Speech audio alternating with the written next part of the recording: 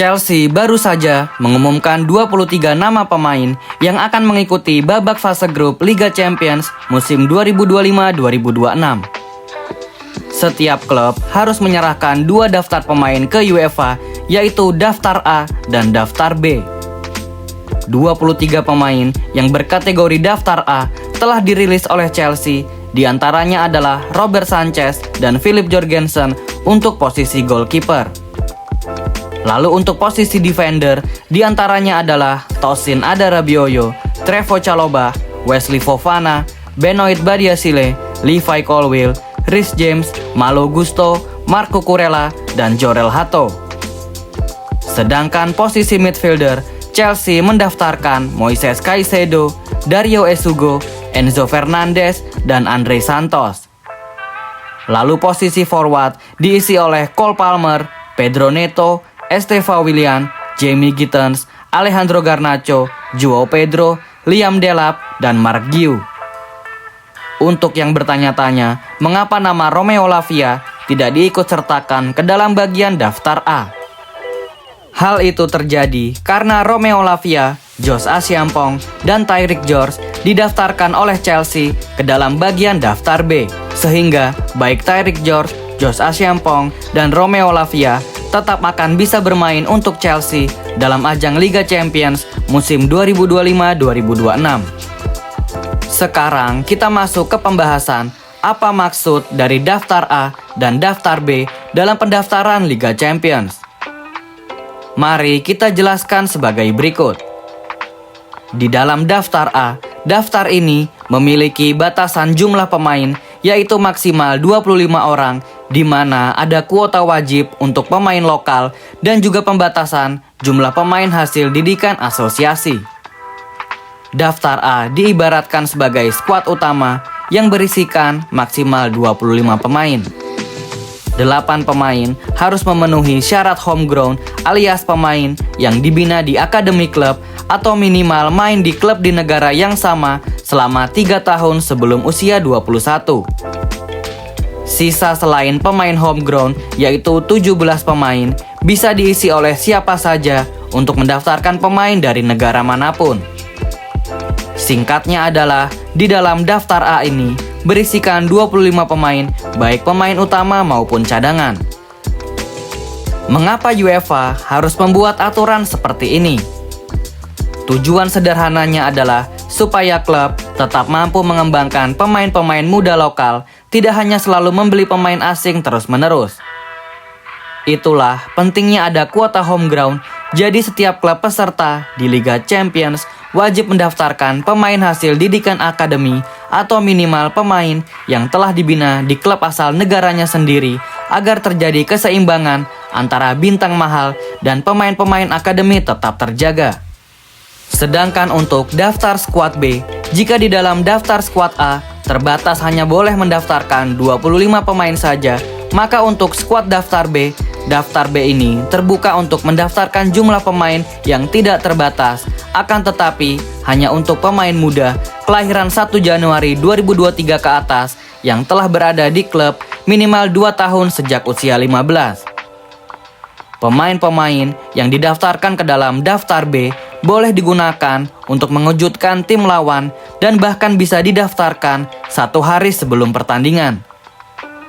Secara kesimpulan, untuk pembahasan ini adalah skuad UCL daftar A berisikan skuad utama maksimal 25 pemain dan harus ada 8 pemain home ground. Sedangkan skuad UCL daftar B berisikan pemain-pemain muda yang tidak terbatas dan bisa didaftarkan kapan saja.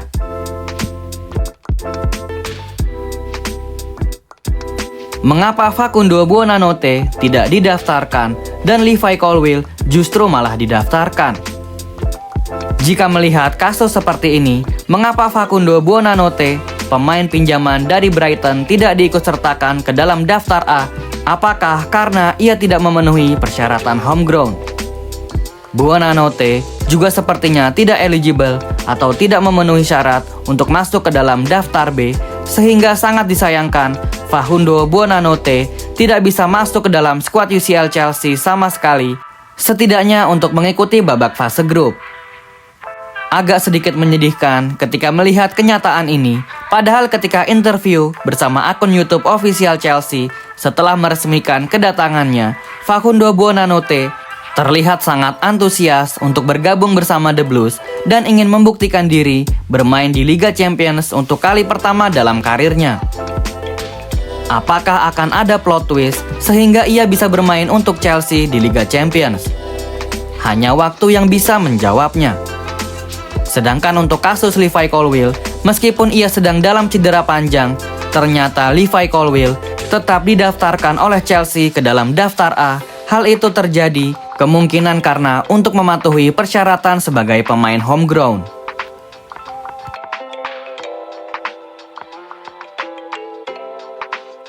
Apakah Chelsea sanggup rebut gelar ketiga mereka? Jika kita melihat dua gelar UCL yang telah diraih oleh Chelsea pada musim 2012 dan 2021, dalam skuad tersebut berisikan antara kombinasi pemain muda dan tua yang sangat bersinergi. Jika kita melihat skuad yang didaftarkan Chelsea sekarang, apakah anak-anak muda ini mampu membuktikan diri di ajang kompetisi tertinggi di Eropa? Walaupun jika melihat fakta, pemain-pemain muda Chelsea ini juga berpengalaman dalam meraih gelar-gelar juara seperti UEFA Conference League dan FIFA Club World Cup. Namun jika kita berbicara Liga Champions, tentu kedua kompetisi yang berhasil dimenangkan oleh skuad muda Chelsea tersebut tidak bisa disejajarkan dengan trofi Liga Champions. Liga Champions musim 2025-2026 adalah momentum yang bagus untuk pasukan muda The Blues karena jika melihat sejarah, semakin Chelsea diremehkan, semakin Chelsea ingin membuktikan.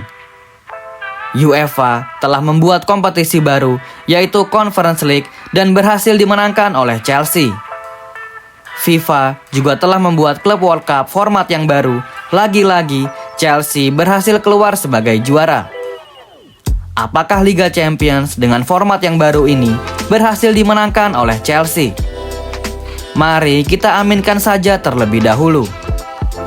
Semoga logo singa biru pada bola terbaru yang akan digunakan pada babak fase grup Liga Champions musim 2025-2026 ini akan menjadi pertanda bahwa Chelsea akan menjadi juaranya di akhir kompetisi nanti. Berikut adalah episode terbaru channel Zona Chelsea Indonesia yang membahas tentang daftar pemain Chelsea yang akan mengikuti fase grup Liga Champions. Bagaimana menurut kalian Blues? Apakah dengan menurunkan skuad seperti ini, Chelsea mampu lolos ke babak fase gugur? Apa harapan kalian untuk Chelsea di Liga Champions musim ini? Tulis jawaban dan opini kalian di kolom komentar Blues. Thank you yang udah nonton episode ini. Jangan lupa like, komen, share, dan subscribe sebagai support channel Zona Chelsea Indonesia. Sampai jumpa lagi di episode-episode selanjutnya. Dan jangan lupakan untuk nyalakan lonceng notifikasi karena kami akan mengupdate seputar kabar Chelsea sesering mungkin. Thank you for watching and keep the blue flag flying high.